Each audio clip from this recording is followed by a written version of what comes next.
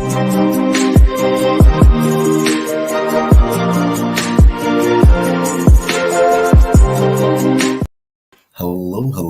and welcome to another episode of TacoBytes, your daily bite of Degen, episode number 578, coming to you live from somewhere, nowhere, London. We hope that you're all having a great, wonderful day. It is the start of it's soon to be the start of day 3 of DAS, Digital Asset Summit, hosted by Blockworks. Here in wonderful London. I was a bit of a degen today. Great talks. We'll go over those shortly. But and when I say degen, more tourist. After finding this amazing restaurant that I cannot repeat its name, that was just like Entrecote or something like that. But it was like steak, fries, and salad. They bring you a salad, then they just bring you fries and steak, all covered in sauce. And oh my God, it was delicious. And then dessert. But they just keep bringing it to you. All you can eat style. I liked this. I liked this a lot. But some of the things then, try to go over to Buckingham Palace. I took a left instead of a right, ended up over at Kensington Palace, then got over to Buckingham Palace. So 2 palaces in a day. I don't know. I think that's a win outside of being here in London for DAS. Got to some of the talks today were more on the institutional side pieces of payments, cross-border payments, and this is the thing. They're all talking about, in my opinion, they're all talking about cross-border payments and like this is what's going to drive them to come. And no, it's not. It's the clarity of regulation is what's going to bring them to come. And the fact that, or actually what it's going to do is make them stand up and say, hey, we're already here. To think that these organizations and banking institutions are not playing around or dabbling in blockchain in some way, shape, or form, that's just, naive. But what they can't do is they can't stand up front and center and be like, here we are, we're doing this. You have companies like Fidelity that have been processing and slowly been building out crypto ownership for the last almost year silently. So they're here. They just don't advertise it. They try to slip under the belt so that, they can have a first mover benefit. But then what's really crazy is, because in the United States, there's not regulatory clarity on what these companies can do, what these banks can do, because whether or not you feel that other banks have their own foot on the SEC's neck, or other politicians' neck, making them do because they're not ready yet.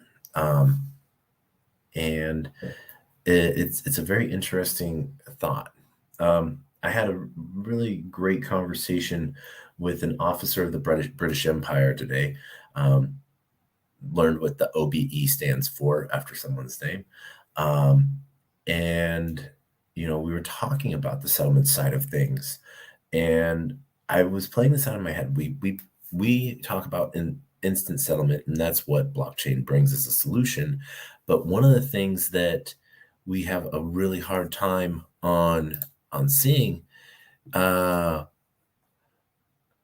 Rolando, GM, I see you. I am enjoying the tea. But what we see here in the settlement side, that is what we talk about in blockchain, instantaneous settlement. Right now, if I were to wire you $1,000, $500, $1,000, $50,000, $100,000, it would show up in your bank account pretty quickly, or you would get notification that you have it and that it's coming fairly quickly. But then if you wanted to use it, you're limited for about a week or so, or 5 business days as it settles. Well, if it's no longer in your bank account, it's no longer in your bank's holdings, but it is in your bank's holdings. What are they doing? They're playing around with it.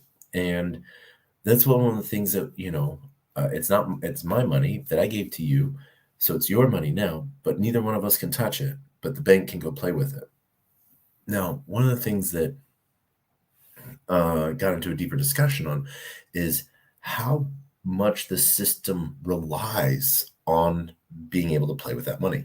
Yes, a lot of those banks are using it to make their own over collateralized loans or loan payoffs, or borrowing pieces. And so, they're earning money based off of that. But it's also one of those things that help sort of this is why there's more cash in circulation than there is money in banks, I guess you could say, is because they need to rotate that around and push it around. And so they make fun of us for printing money, creating tokens out of thin air, yet this is something that they do and they recirculate.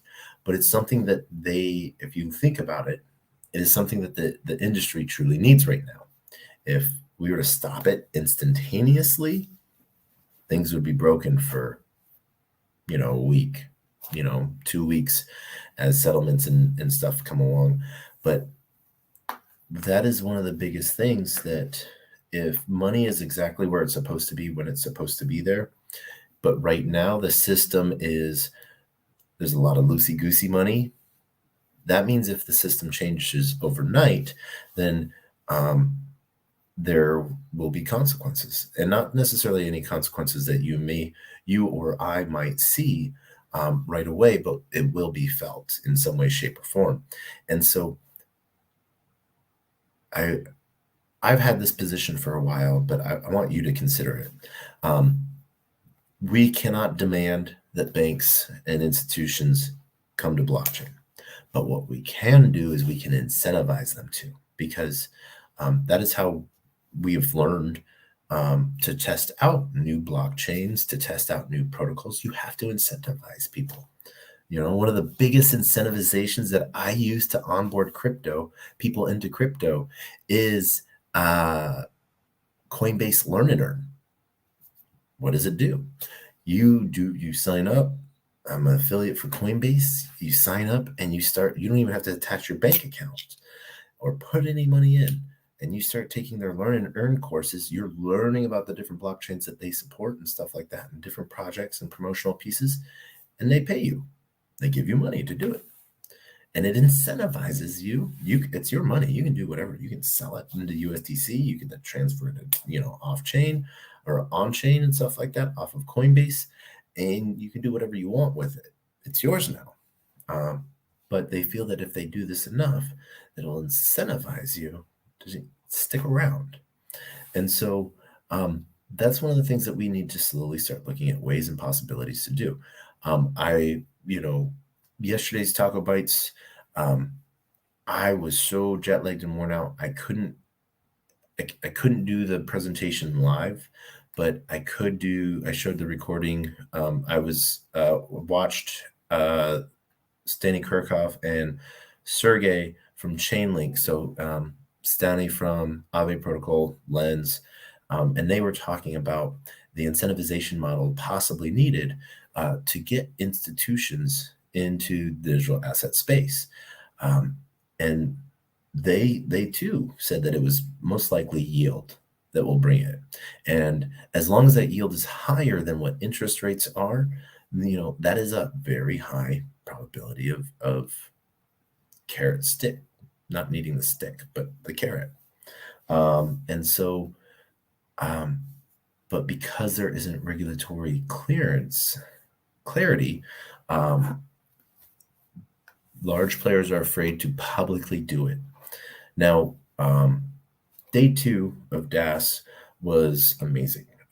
Got to listen. And the reason why I'm not saying exactly who I was speaking to is because during some of the morning sessions, they were under, and I'm going to butcher this again, Chatham House rules.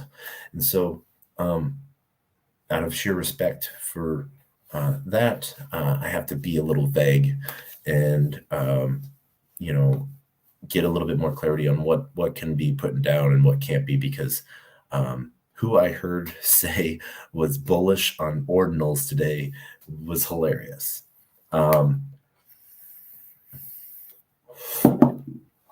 But with a lot of people that I consider degens, they might not consider themselves degens.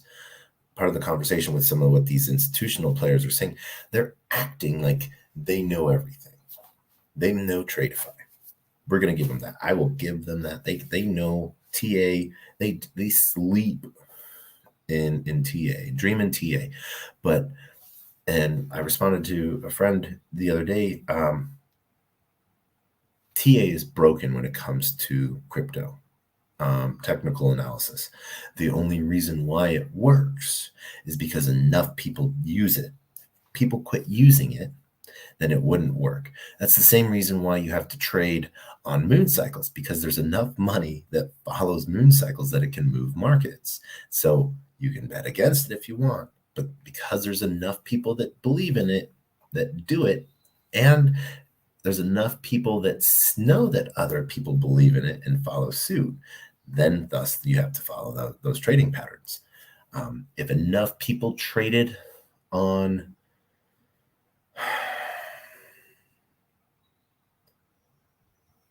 what Elon's first tweet of the day was, people would follow suit, and people would then trade based off of Elon's first tweet of the day. But you do have to realize that there's interesting plays put in there, and the reason why I say it's non-comparable is because these a lot of the TA tools were all instituted and built and formulated and repeatedly smashed against a market that is open from 9:30 to 3:50 p.m. Monday through Friday. Blockchain is 24/7 and moves based off of dick pics and memes. And so can be considered a system that has a heart and mind of its own. Like, let's talk about Slurf, because Slurf is the talk of the town the last couple of days. Almost $11 million was burned. Yet it is talk of the town, and it is king fish right now. It's rather interesting. And so I think Zach XBT put out a really cool post that I just briefly read through of since March 11th. So 9 days, over $177 million has been sent to wallets for pre-sales. Yes, some have been rugs. Why you would send any money to Ramo, why anyone still entertains Ramo is beyond me. A bad actor is a bad actor. So yes, Ramo, I'm calling you a bad actor. Should be treated as such. People think that because someone's a good scammer that they make a good project for some reason. I don't understand that.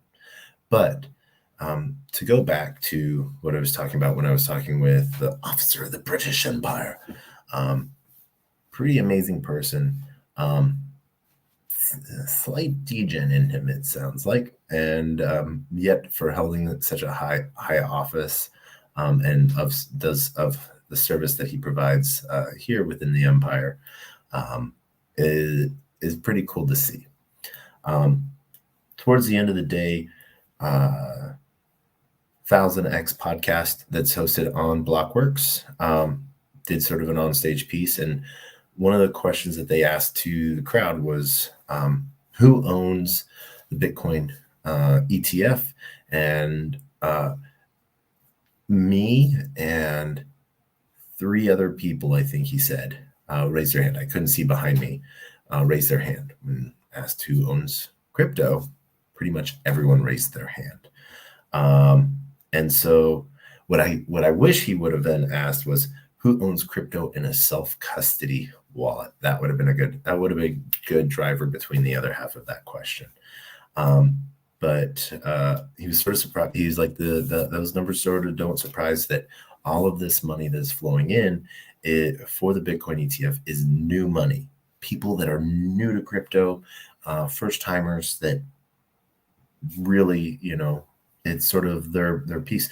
And if your mom or dad or grandma got into the Bitcoin ETF when it first launched, right now, they'd almost doubled their money. And they doubled their money in their first 35 days. So it's interesting. But there's a lot of talk on the stability of it and removing they think that the more money that flows into it and more owners distributed, that then it'll bring a little bit more stability to the price and won't see skyrockets, but you won't see those drops on it either. And will the market follow suit with Bitcoin and become more stable? That is an interesting aspect to think about. I think there's a lot of cool pieces going on, but some of the rest of the stuff that happened within DAS today was pretty amazing. Got to then also go to a Dunes event this evening and connect with the Dune team for Dune Analytics. And that was pretty fun. One of the cool things that I'm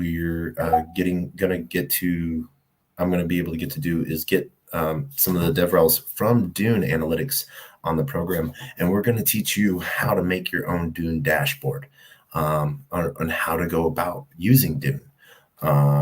We'll start slow and then make it a long episode and just have fun with it, which I'm going to really enjoy, as I used to make a few Dune dashboards back in the day. And so we will try to make something crazy and fun so you guys can sort of make your own analytic platforms.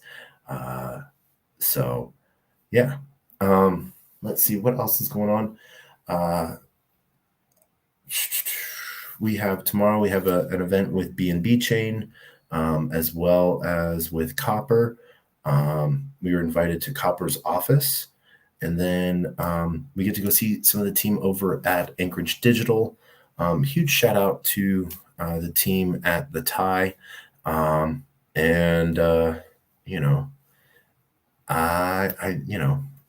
just think really, really, really great shout out to all of the sponsors showing up. There was some interesting people. We're going to be going over a lot of the paperwork that we collected and stuff like that. And we do have the swag report as always. I do like the Kujara. We're going to have some fun talking about them. I hope you're going to like that. But we did talk a lot with what's going on in AI. Talked with Syscoin. Syscoin's making some big moves as well. Super excited to see what's launching out and coming out over the next couple weeks and months. Last little bit of alpha, Dune Analytics just recently launched in Polkadot with 6 of the parachains by Colorful Notion, which is doing the indexing. And then soon, Moonbeam is going to be as well getting indexed, and Analytics is going to be able to be built out on Dune, which will be really cool to see. Let's see what else. Information alpha. I don't know. CPU Coin doing great things there. Talking a lot with a lot of different projects. Got to meet one of the founders of Ondo and talk to him about Sweet Protocol. Talking with a bunch of other projects about Sweet Protocol, and it's sort of weird. One funny thing is a lot of people that are deem themselves as degens and stuff like that were surprised that I could sit through all of these talks and everything like that. And they're like, it just makes my skin crawl. And I'm like, why? I want them here. I want them in blockchain. and they're like, oh, well, they act like they're masters and they own it and they know what's going on. And I'm like, have you ever found something you really liked? You might not have known everything about it, but then you started using ownership type words, my project, all of these things, so that you could then feel comfortable learning like an affinity for it and make you want to then see it succeed. So I want these institutions to come in and feel ownership. I'm going to still be putting away in my DeFi degen and being a degen in a doxed world. And it's going to be interesting to see how these projects and how these companies move. But there is so much money waiting and knocking at the door. So with that, we are going to end TacoBytes tonight. I hope that it is now 3:00 in the morning. I'm slightly back on a normal sleep schedule. Yeah.